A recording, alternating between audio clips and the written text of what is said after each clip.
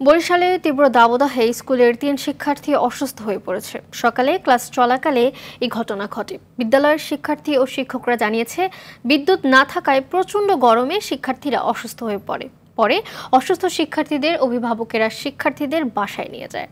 তীব্র তাপদাহে চালু রয়েছে মেহেরপুরের শিক্ষা প্রতিষ্ঠান, তবে বিদ্যালয়ে কমেছে শিক্ষার্থীদের উপস্থিতি। অতিরিক্ত তাপ ও বিদ্যালয়ে বিদ্যুৎ না থাকায় ব্যাহত হচ্ছে পাঠদান। এদিকে শিক্ষা মন্ত্রণালয় তাপমাত্রা ঊর্ধ্বমুখী থাকায় চুয়াডাঙ্গা সহ ৫ জেলার শিক্ষা প্রতিষ্ঠান বন্ধ রাখার নির্দেশ দেয়। তবে অন্যান্য জেলাকে বাদ রাখায় শিক্ষক, অভিভাবক ও ছাত্রছাত্রীদের মাঝে মিশ্র প্রতিক্রিয়া বিরাজ করছে।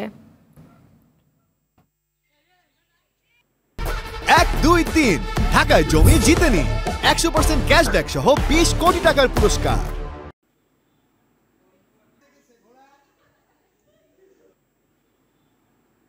প্রচণ্ড গরমে আমরা এই স্কুলে এসে তারপর যাওয়ার সময় আমরা অনেক গরমে অস্থির হয়ে যাই এবং বাসায় যাই আমরা অসুস্থ হয়ে পড়ি। তাপমাত্রা অনেক বেশি, এর জন্য আমাদের স্কুলও খোলা, তাই জন্য আমাদের স্কুলে আসতে হচ্ছে। তো অনেক কষ্ট হচ্ছে, কিন্তু স্কুলে তো আসতেই হবে কারণ ক্লাস আসছে। বিদ্যালয় যদি বন্ধ থাকে কন্টিনিউয়াসলি, সেখানে আবার লেখাপড়ার সমস্যা, তাই আমাদের বিদ্যালয়ও চালাইতে হবে।